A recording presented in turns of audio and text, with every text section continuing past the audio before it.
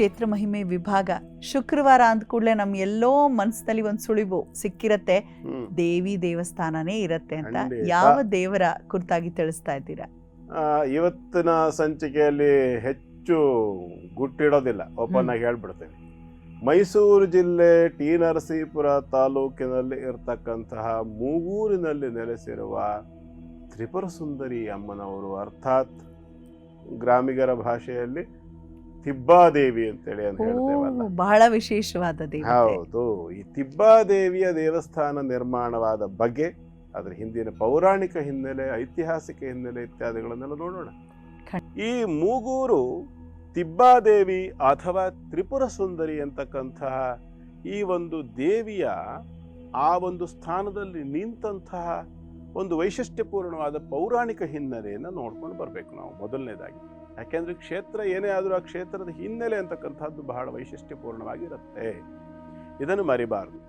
ಮತ್ತಿಲ್ಲೊಂದು ನೇರಳೆ ಮರಕ್ಕೆ ಸಂಬಂಧಪಟ್ಟಿರ್ತಕ್ಕಂಥ ಒಂದು ಚಿಗುರು ಉತ್ಸವ ಅಂತಕ್ಕಂಥದ್ದು ಕೂಡ ಬಹಳ ವೈಶಿಷ್ಟ್ಯಪೂರ್ಣವಾಗಿರ್ತಕ್ಕಂಥದ್ದು.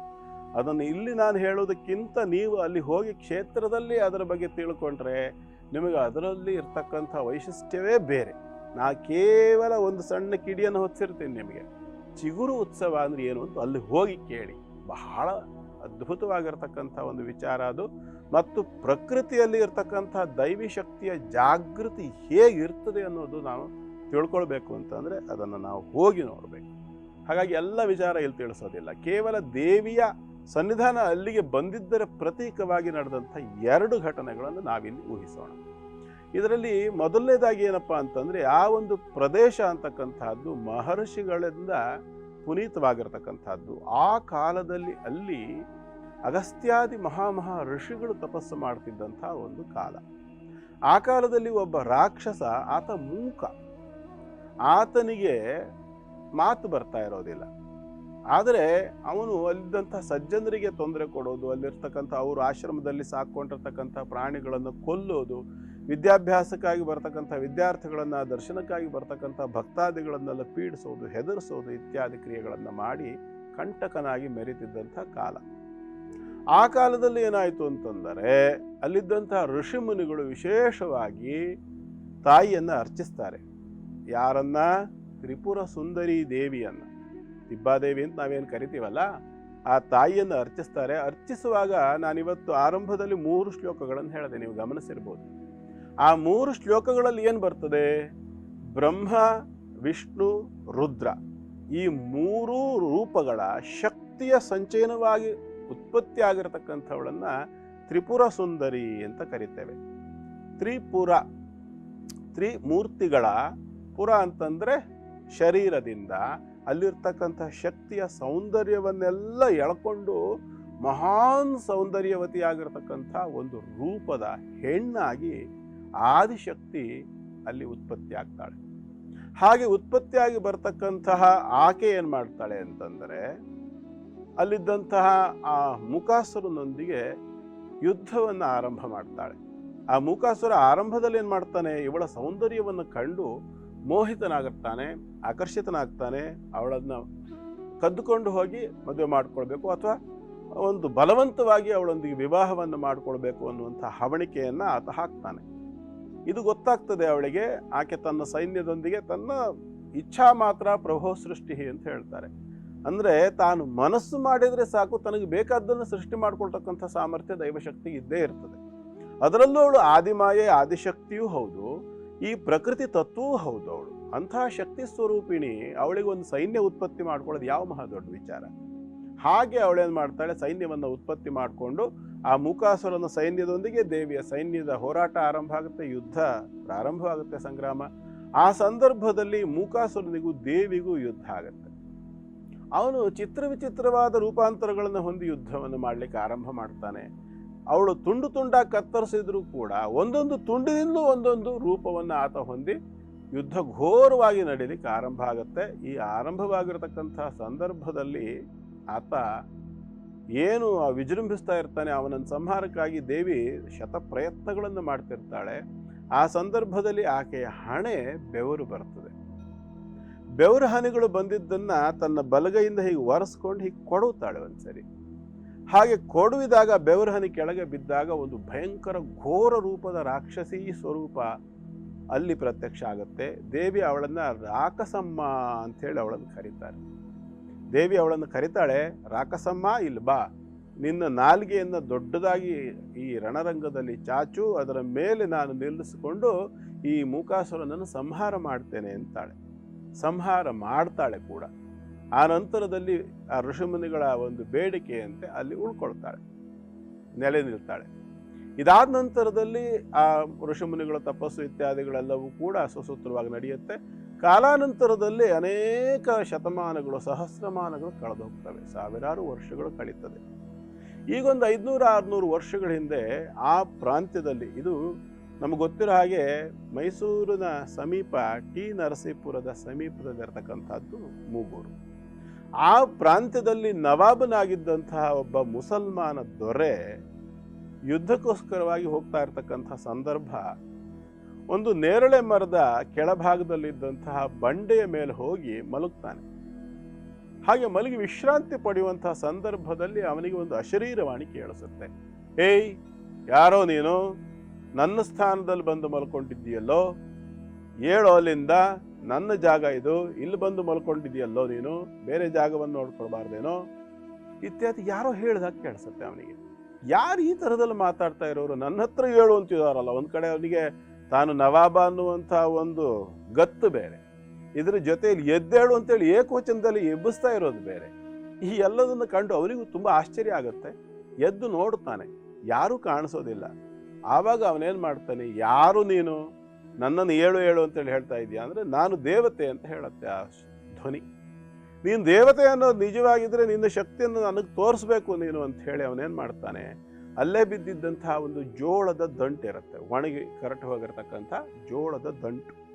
ಆ ಜೋಳದ ದಂಟನ್ನ ತಲೆ ಕೆಳಗಾಗಿ ನೆಲದಲ್ಲಿ ಆತ ಹುಗಿಸ್ತಾನೆ. ಹುಗಿಸ್ಬಿಟ್ಟು ಹೇಳ್ತಾನೆ, ನೀನು ನಿಜವಾಗ್ಲೂ ದೇವ್ರು ಹೌದಾಗಿದ್ರೆ ನನಗೆ ತೋರಿಸ್ಕೊಡ್ಬೇಕು ನೀನು ನಿನ್ನ ಶಕ್ತಿಯನ್ನ. ಇಲ್ಲಿ ನಾನು ನೆಟ್ಟಿರ್ತಕ್ಕಂಥ ಈ ಜೋಳದ ದಂಟು ಚಿಗುರಬೇಕು, ನಾಳೆ ಬೆಳಿಗ್ಗೆ ಕಾಳು ಕಡಿ ಬರ್ಬೇಕಾದ್ರಲ್ಲಿ ಅಂಥೇಳಿ ಅದನ್ನು ತಿರುಗಿ ಮುರುಗಿ ತಲೆ ಕೆಳಗಾಗಿ ಬೇರೆ ಹುಗಿದಿಟ್ಟಿದ್ದಾನೆ. ಇದನ್ನು ಮಾಡು ನೀನು, ಆಮೇಲೆ ನಾನು ಒಪ್ಕೊಳ್ತೀನಿ ನಿನ್ನನ್ನು ದೇವರು ಅಂತ ಹೇಳಿ ಹೊರಟೋಗ್ತಾನೆ. ತನ್ನ ಬಿಡಾರಕ್ಕೆ ಹೋಗಿ ಅಲ್ಲಿ ವಿಶ್ರಾಂತಿ ಮಾಡ್ತಾನೆ ರಾತ್ರಿ. ಬೆಳಿಗ್ಗೆ ಎದ್ದು ಬಂದು ನೋಡುವಷ್ಟೊತ್ತಿಗೆ ಆ ಜೋಳದ ದಂಟು ಚಿಗುರಿ ಕಾಳುಗಳನ್ನು ಹೊಂದಿರತ್ತೆ. ಅವನಿಗೆ ನಿಜವಾಗ್ಲೂ ಆವಾಗ ಅನಿಸುತ್ತೆ, ಖಂಡಿತವಾಗ್ಲೂ ಇಲ್ಲಿ ಯಾವುದೋ ಒಂದು ದೇವತಾ ತತ್ವ ಅಂತಕ್ಕಂಥದ್ದು ಇದೆ, ದೇವತಾ ಶಕ್ತಿ ಅಂತಕ್ಕಂಥದ್ದು. ನಾನು ಮುಸಲ್ಮಾನ ಇರಬಹುದು, ನಾನು ಅಲ್ಲಾಹನನ್ನು ನಂಬೋನಿರ್ಬೋದು, ಆದರೆ ದೇವರು ಅಂತಂದರೆ ಅಲ್ಲಾಹ ಆಗಿರಲಿ ಅಥವಾ ಶಕ್ತಿ ರೂಪದಲ್ಲಿ ಉಪಾಸನೆ ಮಾಡ್ತಕ್ಕಂಥದ್ದು ಏನೇ ಆಗಿರಲಿ, ದೇವರು ಅಂದರೆ ಒಂದು ಶಕ್ತಿ ಅಷ್ಟೇನೆ. ಹಾಗಾಗಿ ತಾನು ಇಲ್ಲಿ ಆ ದೇವಿಯ ಒಂದು ಅಪ್ಪಣೆಯಂತೆ ಇಲ್ಲಿಂದ ಎದ್ದೋಗ್ತೇನೆ ಅಂತ ಹೇಳಿ ಅಲ್ಲಿರ್ತಕ್ಕಂಥ ಸುತ್ತಮುತ್ತಲ ಗ್ರಾಮಸ್ಥರನ್ನೆಲ್ಲ ಒಟ್ಟು ಸೇರಿಸ್ಕೊಂಡು ವಿಶೇಷವಾಗಿ ದೇವಿಯ ದೇವಾಲಯವನ್ನು ಆತ ನಿರ್ಮಾಣ ಮಾಡ್ತಾನೆ. ಆ ನಂತರದಲ್ಲಿ ಮೂಗನ್ನು ತಾಗಿಸಿ ನಮಸ್ಕಾರ ಮಾಡ್ತಕ್ಕಂಥದ್ದು ಇಲ್ಲಿ ಇರ್ತಕ್ಕಂಥ ಒಂದು ವಿಶೇಷವಾಗಿರ್ತಕ್ಕಂಥ ಒಂದು ಕ್ರಮ. ಇದು ನಮಸ್ಕಾರವನ್ನು ಮಾಡುವಂಥ ಒಂದು ವಿಶೇಷ, ಮೂಗನ್ನು ತಾಗಿಸಿ ನಮಸ್ಕಾರ ಮಾಡುವಂಥದ್ದು ಅಲ್ಲಿಯ ಒಂದು ವಾಡಿಕೆ. ಇದಾದ ನಂತರ ಚಿಗುರು ಸೇವೆ ಇತ್ಯಾದಿಗಳೇನಿದೆಯಲ್ಲ, ಇದರ ಬಗ್ಗೆ ಅಲ್ಲೇ ಹೋಗಿ ವಿಚಾರಿಸಿ ಅಂತ ಹೇಳಿದ್ದೀನಿ. ಕಾರಣ ಏನು ಗೊತ್ತಾ, ನನ್ನ ವೀಕ್ಷಕ ಬಂಧುಗಳೆಲ್ಲರೂ ಕೂಡ ಸಂಕಟಗಳಿಂದ ದೂರವಾಗಬೇಕು, ಸುಖ ಶಾಂತಿ ನೆಮ್ಮದಿಯನ್ನು ಹೊಂದಬೇಕು, ದೈವಾನುಗ್ರಹ ದೈವ ಬಲಗಳನ್ನು ಹೊಂದಿ ನೆಮ್ಮದಿಯಿಂದ ಬದುಕುವಂತೆ ಆಗಬೇಕು ಅನ್ನೋದು ನನ್ನ ಉದ್ದೇಶ ಆಗಿದ್ದರಿಂದ ನೀವು ಮುಖ್ಯವಾಗಿ ತಿಬ್ಬಾದೇವಿಯನ್ನು ಹೋಗಿ ದರ್ಶನ ಮಾಡಿ.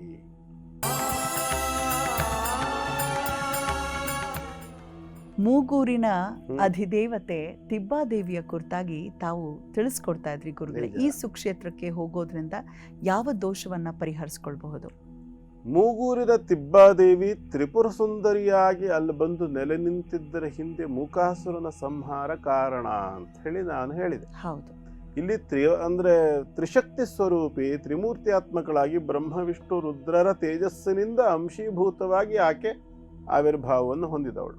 ಮುಖ್ಯವಾಗಿ ಏನಪ್ಪಾ ಅಂತಂದ್ರೆ, ಈ ತಿಬ್ಬಾದೇವಿ ಅಥವಾ ತ್ರಿಪುರ ಸುಂದರಿ ದೇವಸ್ಥಾನದ ಸನ್ನಿಧಾನಕ್ಕೆ ಹೋಗ್ತಕ್ಕಂತಹ ವ್ಯಕ್ತಿಗಳು, ಭಕ್ತರು, ಅಲ್ಲಿ ಈ ನವಾಬನಿಂದ ಆ ನಂತರದಲ್ಲಿ ಗ್ರಾಮಸ್ಥರ ಒಂದು ಸಹಕಾರದೊಂದಿಗೆ ವಿಗ್ರಹದ ಒಂದು ವ್ಯವಸ್ಥೆ ಇರ್ಬೋದು, ದೇವಸ್ಥಾನದ ನಿರ್ಮಾಣ ಇರ್ಬೋದು, ಅಲ್ಲಿ ರಾಕಸಮ್ಮನ ಸನ್ನಿಧಾನವನ್ನು ಕೊಟ್ಟದಿರ್ಬೋದು, ಇವೆಲ್ಲವೂ ಪೌರಾಣಿಕವಾಗಿರ್ತಕ್ಕಂಥ ಕಥೆಯ ಬಗ್ಗೆ ನಾನು ಹಿಂದೆ ಹೇಳದ್ನಲ್ಲ.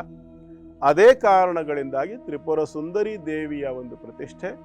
ಆಕೆಯನ್ನ ವಾಡಿಕೆಯಂತೆ ಗ್ರಾಮಸ್ಥರಲ್ಲಿ ಅಂದ್ರೆ ತ್ರಿಪುರ ಸುಂದರಿ ಅನ್ನೋದು ಆನಂತರದಲ್ಲಿ ತಿಬ್ಬಾದೇವಿ ಅಂತಕ್ಕಂಥ ರೀತಿಯಲ್ಲಿ ಅಂದ್ರೆ ಆ ಒಂದು ಹೆಸರಿನಿಂದ ಅದು ಅಪಭ್ರಂಶವಾಗಿ ಗ್ರಾಮಸ್ಥರ ಗ್ರಾಮ್ಯ ಭಾಷೆಯಲ್ಲಿ ಆಗಿರ್ತಕ್ಕಂಥ ಒಂದು ವ್ಯವಸ್ಥೆ. ಅದಿರಲಿ, ಅದೇನು ದೊಡ್ಡ ವಿಚಾರ ಅಲ್ಲ. ಜೊತೆಯಲ್ಲಿ ಅಲ್ಲಿ ನಾವು ಹೋದರೆ ಮುಖ್ಯವಾಗಿರ್ತಕ್ಕಂಥದ್ದೇನು, ಕಾಳಿ, ಲಕ್ಷ್ಮಿ ಮತ್ತು ಸರಸ್ವತಿ, ಮಹಾಕಾಳಿ, ಮಹಾಲಕ್ಷ್ಮಿ, ಮಹಾಸರಸ್ವತಿ, ಈ ಮೂರು ಸ್ವರೂಪಗಳ ಏಕತ್ರ ರೂಪವೇ ತ್ರಿಪುರ ಸುಂದರಿ ರೂಪ. ಇದರಲ್ಲಿ ಕಾಳಿ, ತಾರಾ, ಚಿನ್ನಮಸ್ತ, ಮಾತಂಗಿ, ಬಾಲ ತ್ರಿಪುರ ಸುಂದರಿ, ರಾಜಶ್ಯಾಮಲ ದೇವಿ ಇತ್ಯಾದಿ 9 ಬೇರೆ ಬೇರೆ ಸ್ವರೂಪಗಳು ಸೇರಿ 10ನೇದು ತ್ರಿಪುರ ಸುಂದರಿ. ಧೂಮಾವತ್ಯಾದಿ ಒಟ್ಟು 9, ಧೂಮಾವತಿ ಪರ್ಯಂತರ, ಕಮಲಾ, ಧೂಮಾವತಿ ಇತ್ಯಾದಿ ಒಟ್ಟು 9 ಸ್ವರೂಪಗಳೇನಿದೆ, 10ನೇದು ತ್ರಿಪುರ ಸುಂದರಿ ರೂಪ. ಈ 10ನೆಯ ಒಂದು ಸ್ವರೂಪ ಆಗಿರೋದ್ರಿಂದ ದಶಮಹಾವಿದ್ಯಾದಲ್ಲಿ ಕೂಡ ತಾಂತ್ರಿಕವಾಗಿ ಕೂಡ ತ್ರಿಪುರ ಸುಂದರಿ ಉಪಾಸನೆ ಇದೆ. ಲೌಕಿಕದಲ್ಲಿ ಕೂಡ ನಾವು ದುರ್ಗಾಲಕ್ಷ್ಮಿ ಸರಸ್ವತಿಯ ರೂಪವನ್ನು ಉಪಾಸನೆ ಮಾಡ್ತೇವೆ. ಆಧ್ಯಾತ್ಮಿಕವಾಗಿ, ದೈವಿಕವಾಗಿ, ಭೌತಿಕವಾಗಿ ಇರಬಹುದಾಗಿರತಕ್ಕಂಥ ಕುಂಡಲಿನಿಯಲ್ಲಿ ಬಂದಿರತಕ್ಕಂಥ ದೋಷ ಆಗಲಿ ಅಥವಾ ಕುಂಡಲಿಯಲ್ಲಿ ಬಂದಿರತಕ್ಕಂಥ ಅನೇಕ ದೋಷಗಳು, ಹೆಚ್ಚಾಗಿ ಹೇಳಬೇಕು ಅಂದ್ರೆ ಎಲ್ಲ ರೀತಿಯ ದೋಷಗಳು, ಯಾಕೆಂದರೆ ಪ್ರಕೃತಿ ತತ್ವ ಅದು. ಹಾಗಾಗಿ ಎಲ್ಲ ರೀತಿಯ ದೋಷಗಳು ಕೂಡ ಖಂಡಿತ ಪರಿಹಾರ ಆಗುತ್ತೆ. ಶ್ರದ್ಧಾ ಭಕ್ತಿಯನ್ನು ಇಟ್ಕೋಬೇಕು, ಅಲ್ಲಿ ಹೋಗಬೇಕು, ದರ್ಶನ ಮಾಡಬೇಕು, ಮತ್ತು ಅಲ್ಲಿರ್ತಕ್ಕಂತಹ ಅರ್ಚಕರಿಗೆ ಮನಸ್ಸಿನಲ್ಲಿ ತಾಯಿ ಏನು ಪ್ರೇರಣೆ ಕೊಡ್ತಾಳೆ, ಅವರು ಏನು ನಮಗೆ ಪರಿಹಾರಕ್ಕಾಗಿ ಮಾರ್ಗಗಳನ್ನು ಸೂಚಿಸ್ತಾರೆ, ಅದನ್ನು ಅನುಸರಿಸಿ ಮಾಡಿದಾಗ 100ಕ್ಕೆ 100ರಷ್ಟು ಫಲಿತಾಂಶವೂ ಸಿಕ್ಕುತ್ತೆ, ಸಂಪೂರ್ಣವಾದ ಅನುಗ್ರಹ ಕೂಡ ಸಿಕ್ಕುತ್ತೆ. ಪ್ರಯತ್ನ ಮಾಡಬೇಕಷ್ಟೆ. ಗುರುಗಳೇ, ನಿಜಕ್ಕೂ ತುಂಬ ಖುಷಿ ಅನಿಸುತ್ತೆ. ಯಾವಾಗಲೂ ನಾವು ಹೋಗಿ ಪ್ರಾರ್ಥನೆ ಮಾಡೋದು ಮುಖ್ಯ ಅಲ್ಲ, ಅದರ ಹಿನ್ನೆಲೆ ಐತಿಹ್ಯವನ್ನು ತಿಳಿದುಕೊಂಡು ಪ್ರಾರ್ಥನೆ ಮಾಡಿದ್ರೆ ತಾಯಿಯ ಹೆಚ್ಚು ಒಂದು ಪ್ರತಿಫಲ ನಮಗೆ ಸಿಗತ್ತೆ, ಅವಳ ಆಶೀರ್ವಾದ ಸಿಗತ್ತೆ ಅನ್ನೋದು ನನ್ನ ಭಾವ. ಜೈ ತಿಬ್ಬಾದೇವಿ.